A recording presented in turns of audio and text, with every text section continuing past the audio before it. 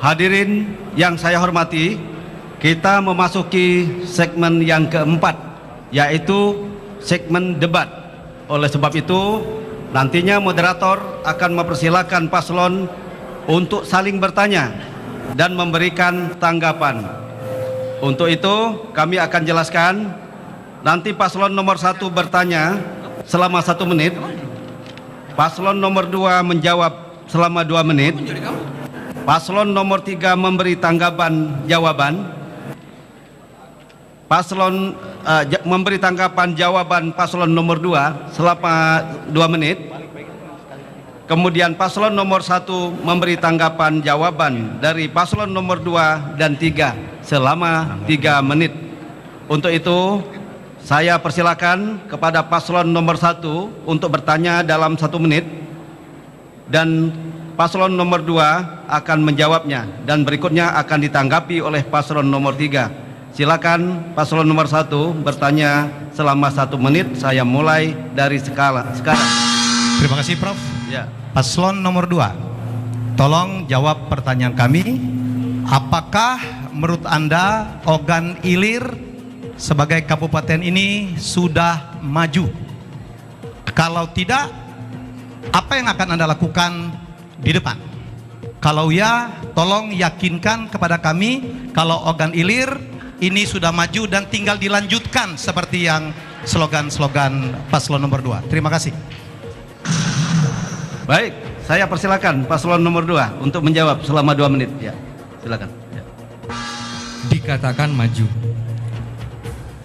atau tidak, tentunya kita berangkat dari umur kabupaten baru 2 periode. Kabupaten Ogan Ilir berpisah dari Kabupaten Ogan Komering Ilir itu 50%, 40% belum dialiri listrik, dan 50% belum memiliki jalan, terutama di Kecamatan Pemulutan. Itu sangat menyedihkan. 10 tahun yang lalu masyarakat ingin ke Palembang itu bawa baju gantian, Pak, bawa baju gantian. Kapan turun dari Ketek nyambut pacat baru baca ke Palembang. Tentunya kita berbicara sekarang tentang pendidikan juga, mulai dari PAUD. Kabupaten Ogan Ilir mungkin yang pertama di Sumatera Selatan memiliki PAUD, satu desa. Kemudian di umur yang ke-11 tahun ini semuanya itu telah terbangun. Memang belum maksimal, kita sadar semuanya ingin lebih baik, namun kita sadar kekuatan dan keterbatasan anggaran itu tidak bisa dilakukan. Namun kita berangkat dari 10 tahun lalu, dan di umur yang ke-11 ini kita bercermin dari 10 tahun yang lalu. Saya katakan Ogan Ilir sudah maju. Untuk melanjutkan pembangunan, ya tinggal dipoles yang hitam, yang belum hitam ya dihitamkan. Rumah sekolah, ya tinggal kita kasih komputer, tinggal kita perbaikin gedungnya. Pendidikan yang belum punya gurunya, kita tambah tunjangan, kita berikan pendidikan yang baik sehingga murid-muridnya dapat bersekolah dengan baik. Mungkin itu ada yang mau tambahkan, Pak Wabu? Waktunya tinggal dikit lagi.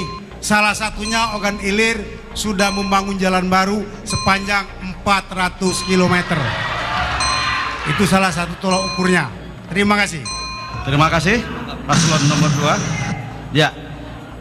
Selanjutnya paslon nomor 3 memberi tanggapan jawaban paslon nomor 2, dan kami beri waktu 2 menit.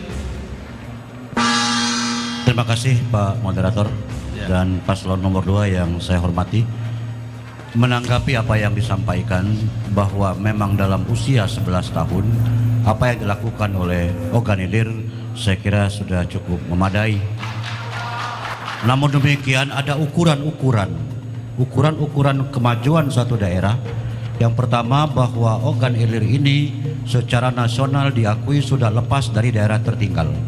Ogan Ilir sudah keluar dari asuhan Kementerian PDT itu mulai tahun 2014 kemarin. Artinya ini saja ukuran itu sudah maju. Namun demikian tidak hanya itu. Ke depan ini yang diperlukan adalah bagaimana meningkatkan income per kapita masyarakat, bagaimana meningkatkan PDRB Ogan Ilir, bagaimana menaikkan pertumbuhan ekonomi.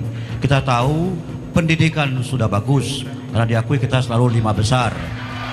Kesehatan sudah baik, tinggal meningkatkan sumber daya manusia, para tenaga dokter, medis, dokter spesialis, dan melengkapi fasilitas yang masih kurang.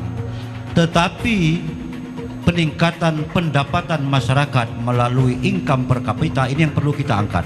Ada celah dan ada jalan untuk itu. Asalkan pemerintah Ogan Ilir ke depan betul-betul kredibel dan diarahkan pada pembangunan yang benar dengan memanfaatkan segala potensi sumber daya alam, dikelola oleh potensi sumber daya manusia yang ada. Insya Allah ini ekonomi masyarakat akan meningkat, tinggal membenahi sektor pertanian, perkebunan, dan industri kecil. Yang lebih penting lagi, bagaimana Ogan Ilir membuka diri untuk menarik investor yang bisa menanamkan modalnya di Ogan Ilir, sehingga ini memacu, memperbanyak lapangan kerja, dan pada akhirnya dapat mengurangi pengangguran terbuka. Saya kira itu sebagai tambahan. Terima kasih. Baiklah, saya tambahkan tentu kita ketahui bahwa belum merata seperti air bersih, kemudian juga perekonomian kerakyatan ini. Baik, hadirin yang saya hormati, paslon selanjutnya, paslon nomor 1 memberi tanggapan jawaban terhadap paslon nomor 2 dan 3. Kami beri waktu selama 3 menit dimulai dari sekarang. Silakan. Paslon nomor 2 untuk mengatakan maju atau tidak tentu ada indikatornya, ada indeksnya. Tidak pacak di raso-raso kebaik. Ya. Dan kalau alasan kalau OI masih muda, ada yang barengan mekar dengan kita itu juga maju. Ya, lebih maju dari kita. Ukuran yang biasanya dipakai adalah IPM, Indeks Pembangunan Manusia. Ya, sangat menyedihkan IPM kita dibandingkan dengan 15 kabupaten kota yang lain. Saya belum mengukur 2 yang baru, Pali dan Muratara. Kita dari 15 ada di urutan ke-13. Padahal keunggulan kita luar biasa. Kita paling dekat ke Palembang. Kita punya Unsri 17.000 mahasiswa dengan dosen-dosen, dengan pengajar, dengan profesor-profesor yang selama ini tidak bisa dioptimalkan. Ya. Dan kita punya lagi keunggulan strategis yang saya katakan tadi. Karena apa? Semua kendaraan dari Jawa, dari kabupaten lain sebagian besar melalui Ogan Ilir, baik melalui lintas tengah maupun lintas timur. Ya, itulah yang terjadi. Gambaran itulah, bukan angka itu saja. Kemiskinan kita masih tinggi, kemudian pengangguran kita masih banyak, infrastruktur kita 40% jalan rusak. Dan jembatan-jembatan sangat-sangat memprihatinkan. Jadi inilah yang menjadi catatan kita. Kita rumah sakit pun warga kita kalau mau berobat, ya semuanya kemana? Ada yang ke Palembang, ada yang ke Ayagung, ada yang ke Prabu Mule, ada yang ke Batu Rajo. Mak mano kita nak ngomong maju. Ya, jadi menurut saya itu yang saya harus klarifikasi. Oleh karena itu, ya kalau rakyat percaya dengan kami, insya Allah saya dengan wakil saya Mohendi, karena kita tahu bahwa tidak bisa kita membangun dengan menggunakan keuangan yang ada di kabupaten ini. Saya dengar juga katanya bermasalah keuangannya. Untuk membangun Ogan Ilir, kita harus menggunakan bantuan dari provinsi, bantuan dari pusat. Ya, kita tahu bahwa pemerintah pusat mengalokasikan 1.200 triliun untuk pembangunan, daerah hanya 400. Jadi kalau kita hanya bisa membangun Ogan Ilir adalah dengan minta bantuan. Kurang itu kita minta bantuan swasta. Inilah jalan palindra. Kita tidak bisa klaim karena itu adalah pemerintah, BUMN. Kita bersyukur ya, Indralaya Ogan Ilir terpilih sebagai kabupaten pertama yang diminta untuk diberikan rahmat untuk ada jalan tol. Dan kemudian aku nambahin dikit hanya untuk meluruskan tadi bonus demografi itu dan kata urusan dengan lingkungan, dan kata urusan ini adalah masalah angkatan kerja. Ini kelebihan angkatan kerja produktif dengan yang tidak produktif. Ya, di Ogan Ilir kita punya banyak sekali. Mestinya ini akan menambah bisa kita ciptakan lapangan kerja karena angkatan kerja yang mau kerja banyak sekali. Itu yang disebut dengan bonus demografi. Terima kasih.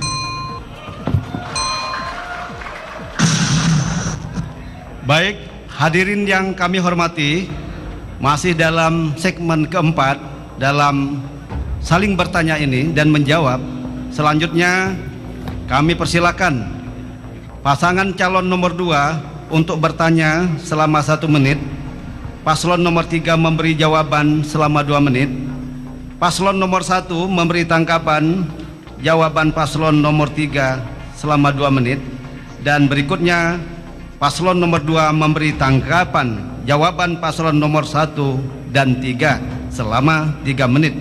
Untuk itu, kepada paslon nomor 2 silakan bertanya selama 1 menit, dan nanti paslon nomor 3 memberi jawaban terlebih dahulu. Silakan.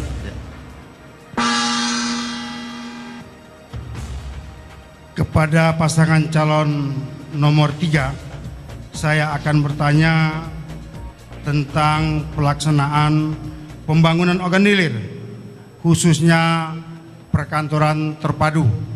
Bagaimana menurut saudara keberadaan kantor terpadu tersebut? Terima kasih. Kita tunggu dulu biar pas hitungan waktunya. Jadi kita minta tanggapan tentunya dari... Sebentar Bapak, kita tunggu dulu itu. Iya. Saya masih tanya, boleh lanjutkan? Oh masih ya? Oh Ya. silakan. Ya. Ya. Jadi Silakan. sudah tepatkah atau belum arah pembangunan selama ini di Kabupaten Ogan Ilir, tentu intinya? Iya. Saya persilakan paslon nomor 3 memberi jawaban selama 2 menit. Terima kasih. Silakan Bapak. Pembangunan perkantoran terpadu Komplek Pemerintah Daerah Tanjung Senai, saya akui ini baik dan bagus. Dan ini juga bukan hanya kami, bahkan beberapa tamu-tamu dari luar pun mengakui bagus. Tetapi ini masih perlu ditingkatkan lagi, terutama pemanfaatan lahan di depan perkantoran ini supaya ditata sedemikian rupa sehingga bisa dibuat danau ini jangan sampai kering, dijadikan objek wisata, dibuat pembangunan situ yang luasnya sampai mencakup seluruh halaman depan perkantoran pemerintah daerah ini, dijadikan objek wisata. Buat lampu-lampu yang baik, saya sudah ambil contohnya lampu di ICT Selangor untuk dibikin di sekitar perkantoran ini, dan pada akhirnya bisa menarik untuk dibuat objek wisata, dibuat pajangan tempat di depan sana sebagai pajangan showroom produk-produk Ogan Ilir, dan dibangun tempat wisata kuliner khas Ogan Ilir, ditambah panggung hiburan dan panggung budaya, sehingga yang akan hidup. Orang Palembang akan masuk tol, keluar Indralaya, dia akan memanfaatkan, menikmati fasilitas yang ada di sini. Namun demikian, kantor yang baik kalau tidak nanti dilanjutkan dengan sumber daya manusia yang baik pula yang meneruskan pembangunan ini, maka dia akan tidak seimbang. Oleh karena itu perlu orang yang berpengalaman, perlu orang yang berpengetahuan untuk melanjutkan pembangunan Ogan Ilir yang lebih baik ini. Saya kira itu. Silakan Pak Paul. Saya lanjutkan, menurut pendapat saya tepat dalam rangka pemanfaatan lahan. Kita ketahui di sekitar itu lahan rawa yang sangat dalam, dan kalau musim penghujan tidak bisa dimanfaatkan sama sekali. Jadi dengan dibangun itu tentu akan sangat tepat, dan dia nanti seperti disampaikan juga merupakan visi kami untuk meningkatkan objek wisata di Tanjung Senai itu, untuk mempromosikan hasil ekonomi kerakyatan rakyat Ogan Ilir, dan nanti dari tamu dari Palembang, dari luar Palembang, kabupaten kota akan datang ke Ogan Ilir untuk menghabiskan uangnya, belanjakan uangnya, sehingga akan meningkatkan pendapatan rakyat dan juga kesejahteraan. Terima kasih paslon nomor 3. Selanjutnya saya persilakan paslon nomor 1 memberi tanggapan jawaban terhadap paslon nomor 3 selama 2 menit. Silakan dimulai dari sekarang. Terima kasih Prof. Ya. Kantor terpadu, kalau secara arsitektur saya acungin jempol, wow, luar biasa. Oi, bagus oi. Aku lah keliling, jarang ada kantor bupati, kantor terpadu sebagus ini. Tapi catatannya adalah bagaimana tentang lokasinya. Kenapa harus di tengah ini? Apa tidak ada tempat yang, kalau saya diminta pendapat, saya akan cari tempat di mana seluruh orang yang masuk ke Ogan Ilir melihat ini kantor. Itu kalau saya. Nomor 2, ya, ada rumah sakit di sini, aksesnya susah Pak. Ya, pegawai PNS pun mengeluh, percayalah. Karena untuk masuk dari depan ke kantor ini perlu ongkos tiap hari, padahal tunjangan mereka lah dikurangi. Ya, mereka udah penghasilannya segitu, tunjangannya dikurangi, ya, dan harus menambah ongkos untuk berjalan dari jalan utama masuk ke kantor. Itu persoalan, ya. Jadi menurut saya banyak sekali catatannya di samping catatan-catatan yang lain, bagaimana lagi masyarakat yang ingin melakukan pelayanan, mereka pun harus mengalami hal yang sama. Masuk dari depan ke dalam lah perlu ongkos. Ya itu yang terjadi ya, rumah sakit kita kondisinya seperti itu. Saya pernah Sabtu dan Minggu kesini Pak, ya ngaku baik, lebih banyak sapi dan kerbau di depan situ ya. Oke. Terus untuk Profesor Toha, saya komentar untuk Pematang Rawa. Rawa kita banyak Pak, dan potensi wisata kita banyak. Ya saya pernah naik speedboat dari Palembang ke Ogan Ilir, ke Indralaya, bagus sekali. Kita ingat Segayam, bagus-bagus. Kalau masalah rawa, Pematang Rawa kita pun banyak sekali. Bisa untuk pariwisata, bisa untuk pertanian, bisa untuk biomas, banyak sekali. Jadi saya pikir itu bukan alasan utama kenapa kita harus berkantor di sini. Terima kasih, itu tanggapan kami. Mohon maaf, mau nambahin? Ada tambahan dari calon wakil? Hadirin yang kami muliakan, berikutnya pasangan calon nomor 2 memberi tanggapan terhadap jawaban paslon nomor 1 dan 3 selama 3 menit. Dimulai dari sekarang, kami silakan. Terima kasih. Untuk saya tanggapi dari pasangan nomor urut 3, saya setuju karena tidak akan ada gunanya ketika kantor itu bagus tidak diisi dengan calon-calon pekerja-pekerja yang bagus. Tentunya itu tidak akan berguna. Tentunya ke depan kami pun akan mengisi tentunya pekerja-pekerja itu yang berkualitas, yang berkompeten, tentunya yang berkemampuan. Tentunya kita sama-sama setuju. Mungkin kalau dikatakan tadi kantor ini kalau dikatakan bagus, tapi dari pasangan nomor urut 1 menanggapi kurang tepat berada di sini. Kita hidup bukan untuk 5 tahun atau 10 tahun ke depan. Kabupaten Ogan Ilir akan menjadi kota 25 tahun lagi. Dan Tanjung Senai ini saya rasa adalah tempat yang tepat. Di sini tembus ke Burai. Burai itu dulu Pak cuman lewat Tanjung Batu. Naik Ketek. Dari sini tembus ke Pering. Dari sini bisa tembus ke Jalan Prabu Mulih. Kita berpikir ke 25 tahun ke depan. Untuk masalah ongkos, insya Allah ke depan tentunya dengan anggaran yang cukup, segala tunjangan akan kita naikkan. Mungkin akan kita belikan shuttle, akan kita berikan shuttle untuk para pekerja dari depan untuk berkantor di sini. Mungkin itu ada tambahan dari. Baiklah, dikatakan tadi bagus, memang bagus. Kalau tidak ditaruh di Tanjung Senai, kantor itu tidak ada Desa Burai yang harus kita datangi, Tanjung Pring. Jadi dengan ditaruh dibangun di Tanjung Senai, membuka daerah-daerah yang terisolir. Mengingat sebelumnya untuk sampai ke daerah situ harus naik Ketek. Jadi pemerintahan yang lama itu membangun dengan konsep berkelanjutan untuk pembangunan ke depan. Barangkali itu yang dapat saya tambahkan. Terima kasih. Masih ada waktu kalau ingin menambahkan, silakan. Kalau masih ada mau ditambahkan, ya. Tentunya ke depan kita berkomitmen segala sesuatu apa yang kita miliki akan kita maksimalkan dan akan kita manfaatkan. Karena kita pemerintah harus tetap berkesinambungan dengan apa yang sudah dibangun oleh pemerintah sebelumnya. Terima kasih. Hadirin yang saya hormati, kita sudah akan memasuki di akhir segmen ini, tapi masih ada saling bertanya ini.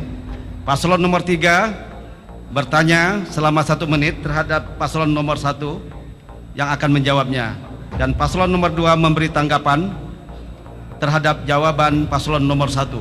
Paslon nomor 3 memberi tanggapan terhadap jawaban paslon nomor 1 dan 2 selama 3 menit. Saya mulai. Paslon nomor 3 bertanya terhadap paslon nomor 1 dan saya beri waktu 1 menit untuk calon nomor 3, kemudian nomor 1 selama 2 menit untuk menjawabnya. Dipersilakan. Terima kasih. paslon nomor 1 yang saya hormati, Adinda Helmi dan Adinda Muheni. Saya nyambung ke pertanyaan yang terdahulu. Tadi saya menanyakan bagaimana fungsi pemerintahan menurut saudara. Tapi sayang tidak terjawab. Jadi yang saya harap, fungsi pemerintahan itu ada 3. Fungsi pelayanan, fungsi pembangunan, dan fungsi pemberdayaan. Tadi hanya disebut soal transparan, itu sudah baik. Nah, sekarang saya ingin bertanya kembali, bagaimana nanti program saudara terhadap fungsi pemberdayaan, fungsi pembangunan? Kalau tadi fungsi pelayanan sebagian sudah saudara sebutkan. Tolong didalamkan lagi fungsi pembangunan dan fungsi pemberdayaan. Terima kasih. Silakan. Ya. Baik, saya mencoba menjawab Kakanda Sobli. Terima kasih atas pertanyaannya. Sekarang, sorry, maaf. Jadi saya coba menjawab. Tadi bukannya kami tidak lengkap 3 fungsi itu, tapi karena kami kehabisan waktu. Jadi kemudian saya harus jawab, kalau fungsi pembangunan memang inilah tugasnya pemerintahan ke depan. Bagaimana kita bisa menjadi katalisator ya, membangun satu daerah ya. Pembangunan daerah tidak bisa sekarang ini dilakukan hanya oleh pemerintah, tetapi juga melibatkan pihak-pihak lain termasuk swasta. Dan tugas dari pemerintah adalah bagaimana menjadi fasilitator yang baik ya. Barangkali juga menjadi bersama DPRD untuk memberikan insentif-insentif atau dukungan-dukungan perda jika diperlukan ya. Karena sekarang Kak Sobli tahu ya, dan Profesor Taufik tahu bahwa kita ekonomi Indonesia lagi sangat sulit. Persoalan kita banyak juga pemerintah daerah yang menunda melakukan pembelanjaan, ini yang membuat ekonomi kita juga makin sulit. Yang harus kita lakukan sekarang adalah menggampangkan aktivitas pembangunan itu di daerah kita, karena tanpa pembangunan ekonomi tidak akan pernah bergerak ya. Jadi dan fungsi kedua yang kata saya tadi adalah bagaimana mengundang pihak lain untuk membantu kita, tidak saja dari pemerintah tetapi juga dari pemerintah provinsi, pemerintah pusat, dan juga mungkin pihak-pihak ketiga baik dalam negeri maupun di luar negeri. Untuk fungsi pelayanan barangkali Pak Wabub silakan. Terima kasih Pak Wakil.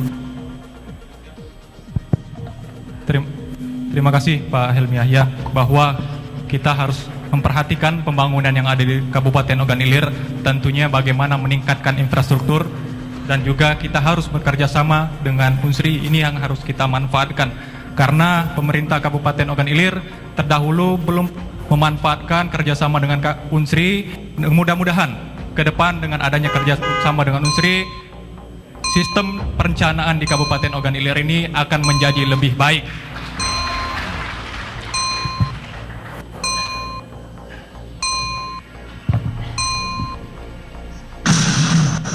Baik, selanjutnya saya persilakan pasangan calon nomor 2 memberi tanggapan jawaban paslon nomor 1 selama 2 menit.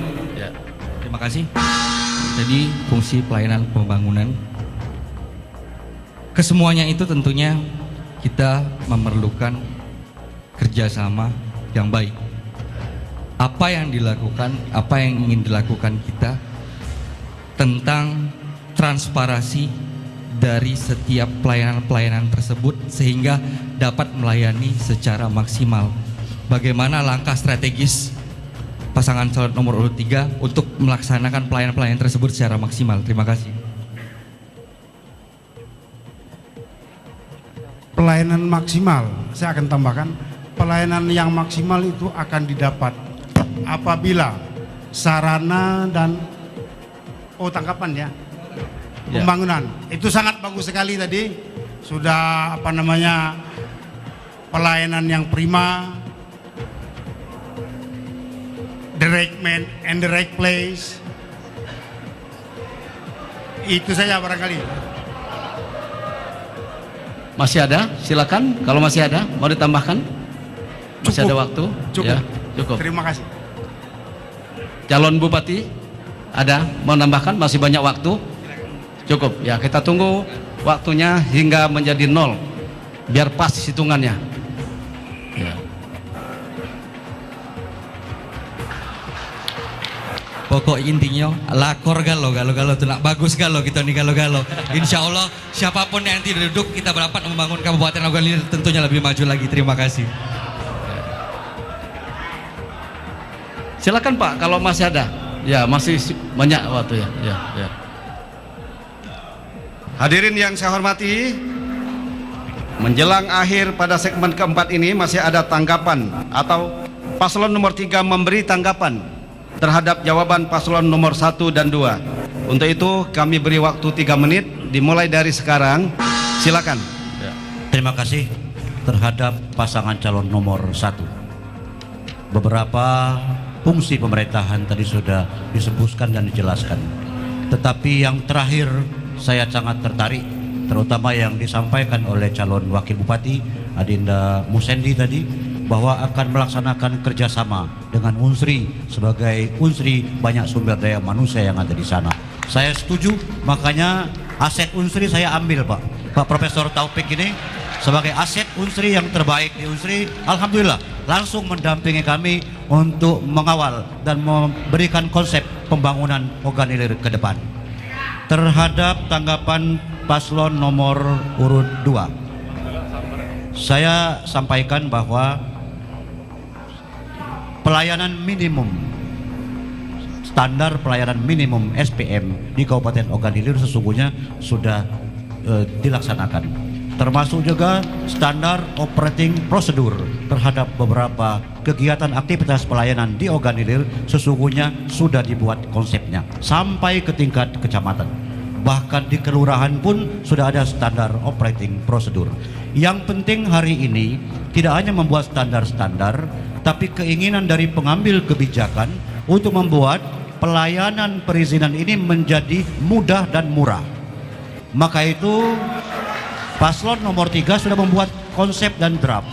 Manakala terpilih, maka kami akan buat pelayanan perizinan online. Terhadap pelayanan perizinan yang bisa dibuat secara online akan kami online kan. Terhadap pelayanan perizinan yang memang harus bertemu karena ada paparan dari pemohon, maka kita akan fasilitasi secepat mungkin. Sehingga kami mengundang investor, mari datang ke Ogan Ilir, akan kita layani secara cepat, tepat, dan tanpa kita membebani pihak investor. Karena kita ingin investor masuk, sebab kalau investor masuk, maka lapangan kerja akan terbuka, insya Allah akan ada pertumbuhan ekonomi di sekitar investasi yang masuk itu. Terhadap pelayanan internal, kalau kami terpilih dengan Pak Profesor Taufik, maka kami menjanjikan pelayanan pencairan keuangan di Ogan Ilir kami janjikan selesai dalam 2 hari. Dan saya sebagai bupati, Pak Taufik sebagai wakil bupati jika terpilih, kami tidak akan ikut mencampuri urusan masalah keuangan. Karena itu akan kami serahkan kepada SKPD yang bersangkutan, termasuk Sekda pun tidak boleh ikut campur lagi soal pencairan keuangan. Kalau bisa dipercepat, kenapa mesti diperlambat? Saya kira itu. Silakan Pak Prof. Terima kasih, saya lanjutkan. Kita ketahui bahwa dalam suatu perencanaan itu ada perencanaan jangka pendek dan perencanaan jangka menengah panjang. Nah, untuk pembangunan ekonomi kerakyatan itu merupakan salah satu program jangka pendek yang langsung dapat kita laksanakan. Demikian juga